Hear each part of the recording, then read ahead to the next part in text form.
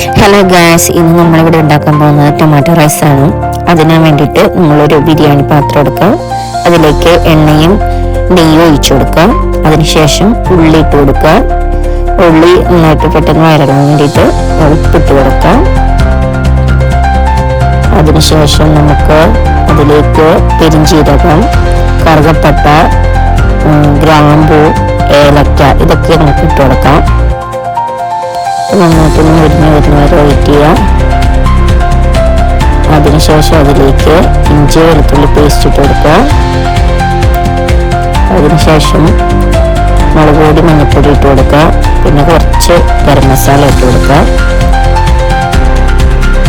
എന്നിട്ട് അതിലേക്ക് tomato paste അല്ലെങ്കിൽ ടൊമാറ്റോ കട്ട് ചെയ്തത് ഇട്ട് കൊടുക്കുക. എന്നിട്ട് നന്നായിട്ട് വഴറ്റിയെടുക്കുക.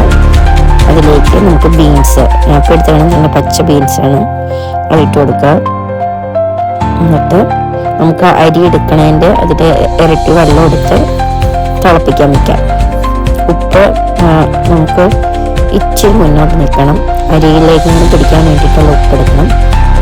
എന്നിട്ട് നമുക്ക് വെള്ളം തിളച്ച് വരുമ്പോൾ അരി ഇട്ട് കൊടുക്കുക. അത് സ്ലോ ആയിട്ടൊന്ന് വേവിച്ചെടുക്കാം. അപ്പോൾ നമ്മുടെ ടൊമാറ്റോ റൈസ് ഇവിടെ റെഡി ആക്കി. ഇതുണ്ടാക്കിയത് ഇഷ്ടമായിരുന്നു, സപ്പോർട്ട് ചെയ്യണേ.